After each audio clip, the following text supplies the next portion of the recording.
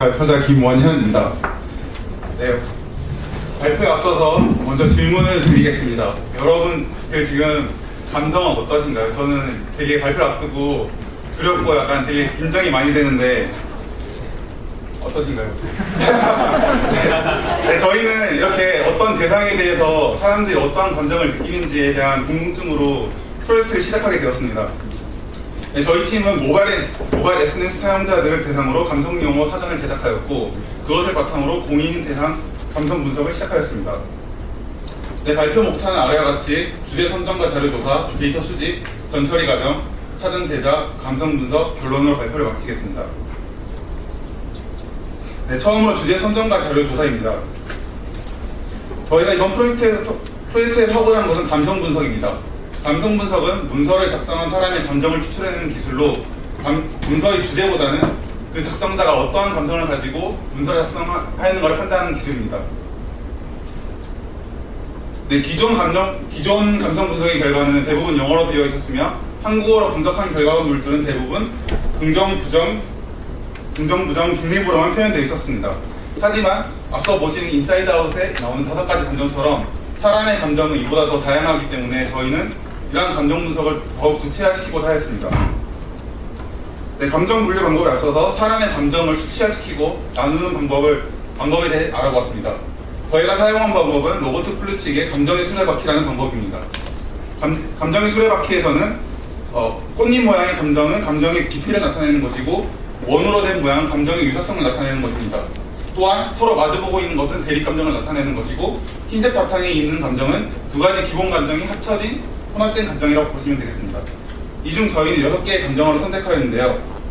네, 보시는 것 같이 앵거, 옵티미즘, 러브, 피어, 디스프로벌, 리모스라는 감정을 선택하였습니다. 기본 감정은 8개인데 여기서 저희가 6개를 선택한 이유는 트러스트라는 감정이 한국어에 잘 드러나지 않는 감정이기 때문에 이렇게 선택을 하였습니다. 네, 다음으로 SNS 사용자들의 데이터를 얻기 위하여 어떠한 SNS를 선정할지 결정하였습니다. 대부분 페이스북을 많이 이용하고 트위터는 잘 사용하진 않지만 오히려 감성 분석에 있어서 트위터는 페이스북보다 좋은 점이 있습니다. 첫째로 트위터는 글에 집중이 되어 있기 때문에 보다 텍스트 분석에 용이했고 또한 140자라는 글자 제한으로 인해서 사용자들이 직접적으로 자신들의 감정을 표현할 수 있다고 생각했습니다. 또한 페이스북의 경우 특정 인물을 키워드로 데이터를 수집할 수 없었기 때문에 트위터 데이터를 저희 분석에 사용했습니다. 네, 다음으로 데이터 수집한 과정에 대해 설명드리겠습니다. 우선 트위터 어플리케이션을 생성한 다음 API 인증을 받고 해당 인물을 키워드로 데이터를 수집하였습니다. 네, 저희가 수집한 인물인데 혹시 여기 모르시는 분 있나요? 네, 저희는 정치, 경제, 스포츠, 연예 분야에서 검색 버즈량이 높은 5명을 선정하여 키워드로 선정하였습니다. 이 중 이세돌 같은 경우는 SNS에서 급격하게 버즈량이 증가했는데요. 이런 경우는 특별히 따로 추가를 하기도 하였습니다. 또한 기업인의 경우 그 기업인을 키워드로 선정한 것이 아닌 그 기업을 이름으로 키워드로 선정하였습니다. 네, 이렇게 모인 트윗은 한 트윗당 총 16개의 색소를 가지고 있는데요. 저희는 텍스트와 생성 시간 그리고 소스만을 사용하였습니다. 그리고 다음 분석에 맞게 데이터를 전처리한 과정에 대해 말씀드리겠습니다. 네, 첫 번째로 전처리한 것은 모바일 사용자로 한정한 것입니다. 모바일 사용자로 한정한 이유는 밑에 보시는 것 같이 트윗봇이라는 것이 있습니다. 이것은 매크로를 이용해서 스팸 트위터를 만드는 것으로 이러한 스팸 트위터 작성이 불가능한 모바일 사용자, 태블릿 사용자의 데이터만을 따로 추출하였습니다. 다음으로 형태소 한정입니다. 저희는 감성 분석을 하는 것이기 때문에 형태소 분석을 한 뒤 감정을 나타낼 수 있는 형태소만을 따로 추출하였습니다. 그렇기 때문에 명사와 형용사, 부정사, 긍정사만을 따로 추출하였고 이 과정에서 영어는 지워지고 한글만 남게 되었습니다.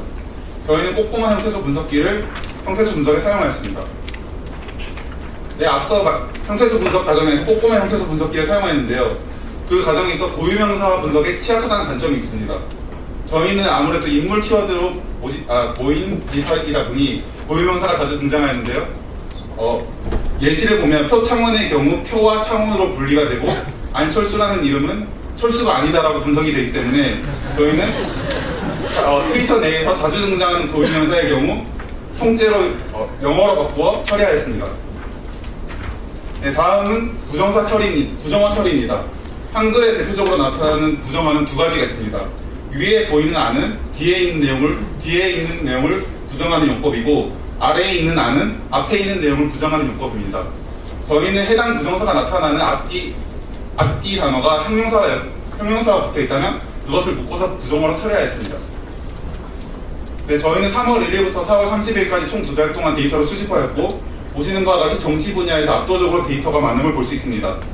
또한 저희는 이 기간 동안 총선이라는 화제성이 높은 사건이 포함이 되었던 걸 알 수 있고, 또한 이재돌과 알파고의 대결처럼 급격하게 SNS 사용이 높아진 사건도 포함이 되었습니다. 네, 다음 그래프는 트윗 수치 그래프입니다. 보시는 바와 같이 해당 사건에 따라서 트윗 양이 굉장히 높아지는 걸 알 수 있는데요. 저희는 이러한 그래프를 보고 해당 사건에 따라서 대중들이 이 사건에 대해서 어떠한 감성을 보이는지 알 수 있을 것이라 생각했습니다. 네, 다음으로 샘플링 과정을 거쳤습니다. 저희는 만들어진 사전의 바이어스를 줄이기 위하여 샘플링을 거쳤습니다. 예를 들면 광화문이라는 단어는 아까 보신 것처럼 정치 분야의 데이터가 굉장히 많기 때문에 한쪽으로 편향된 단어로 나타낼 수 있기 때문에 샘플링을 거쳤습니다. 저희는 각 인물별로 최대 5만 개의 데이터를 균등분포를 이용해 샘플링하였습니다.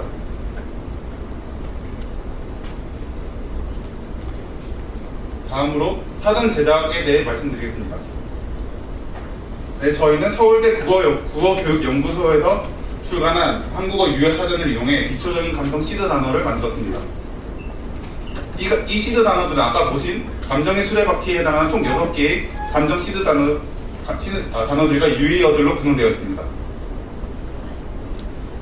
네, 저희가 이 시드 단어와 더불어 저희만의 감성 사전을 구축하기 위하여 사용한 모델에 대해 설명드리겠습니다. 저희는 워드투백이라는 모델을 사용하였습니다. 워드투백은 말뭉치 덩어리에서 포함된 단어와 그 인접 단어 사이의 관계를 통해 단어의 의미를 학습하는 모델입니다. 워드투백 모델은 총 두 가지 모델로 이루어져 두 가지 방식이 있는데 C 보호 방식이 있고 스킵그램 방식이 있습니다. 첫 번째 C 보호 방식부터 말씀드리면 해당 문맥을 통해 타겟 단어를 예측하는 것입니다. 예시를 보면 집 앞 편의점에서 아이스크림을 사 먹었는데 땡땡이 싫어서 너무 먹기가 힘들었다.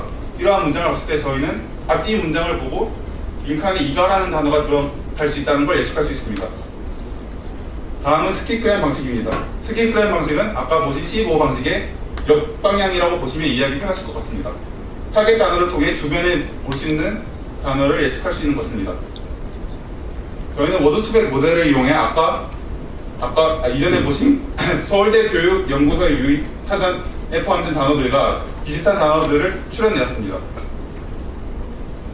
네, 다음으로 모델에 대한 설명과 모델 성능 검증에 대해 말씀드리겠습니다.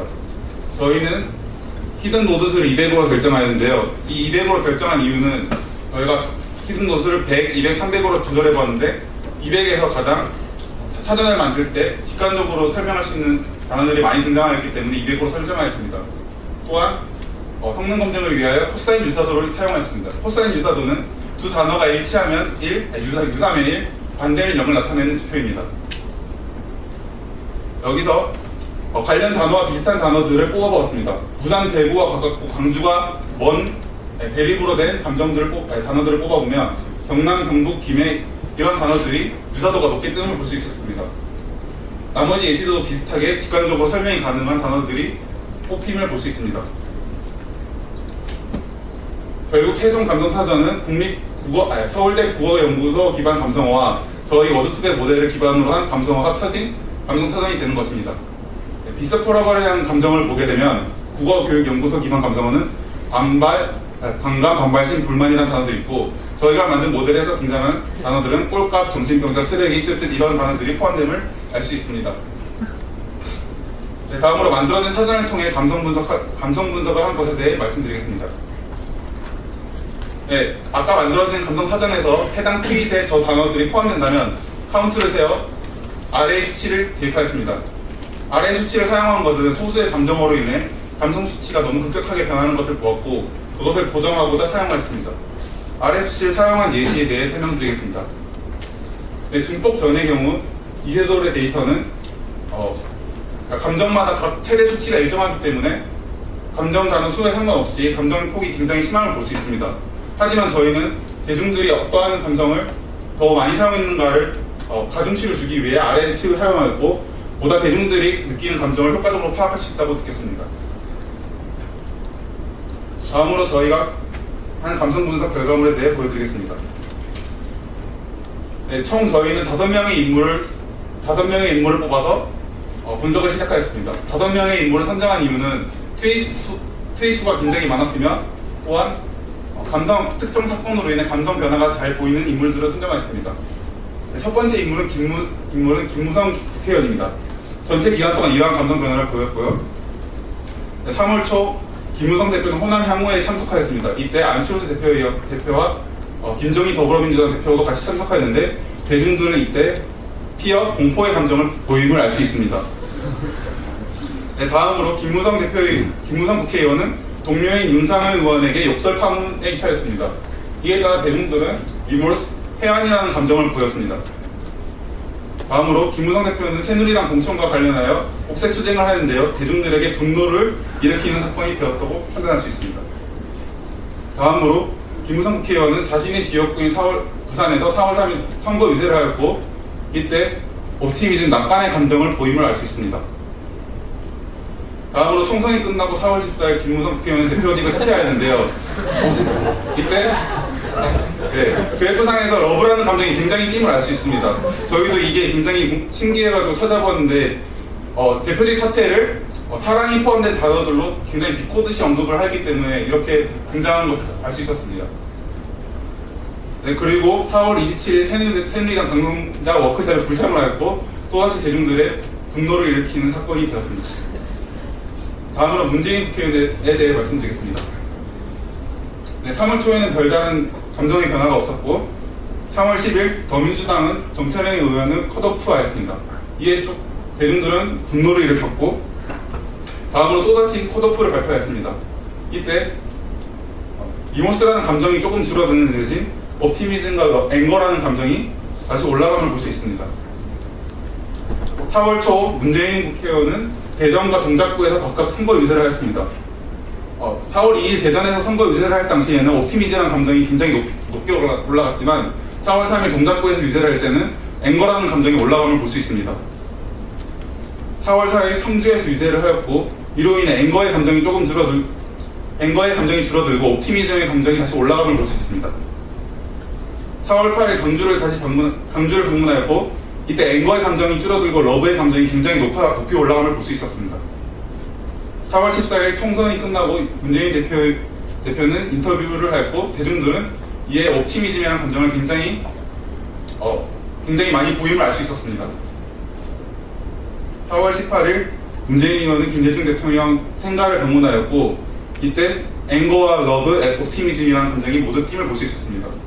저희가 이러한 세 가지 감정이 동시에 뛸 때는 알아보았더니, 앵거가 높이 올라가는 경우는 대부분 격한 표현을 할 때 올라감을 알 수 있었습니다. 4월 28일 문재인 국회의원은 양산형 직거를 하였고, 이것은 또다시 국민들에게 분노를 일으키는 사건이 되었습니다. 네, 세 번째로 안철수 국회의원입니다. 안철수 국회의원은 저희가 수집한 데이터에서 가장 많은 양을 차지하기도 하였고, 감정의 변화폭이 가장 큰 인물이기도 했습니다. 아래와 같고요. 네, 야권연대 불가 발언을 선언하시 대중들에게 반감의 감정을 굉장히 샀고, 또다시 그 야권연대 불가 발언을 재공식화했을 당시 앵거의 감정이 높이 올라감을 볼 수 있었습니다.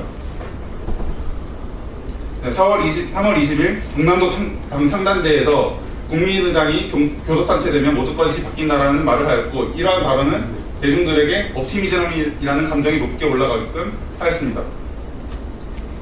네, 3월 26일 노원구에서 새누리당과 더불어민주당을 동시에 비판하면서 대중들의 분노를 샀습니다. 이러한 사건으로 인해 안철수 의원의 분노의 감정은 쉽게 사그라들지 않았는데요. 네, 4월 3일 안철수 의원은 광주를 방문함과 동시에 앵거의 감정이 잠시나마 조금 줄어듦을 확인할 수 있었습니다. 네, 4월 10일 총선 마지막 전주 주말 4월 10일 서울에서 3당 대표는 수도권 유세를 하였습니다. 이때 당시 앵거의 감정이 줄어든과 동시에 러브와 옵티미즘의 감정이 조금씩 올라가는 것을 볼 수 있습니다. 네, 4월 17일 안철수 의원은 광주를 재방문하였고, 이때 광주에서 승리를 얻은 국민의당은 대중들은 굉장히 옵티미즘이 높은 반응을 보였습니다.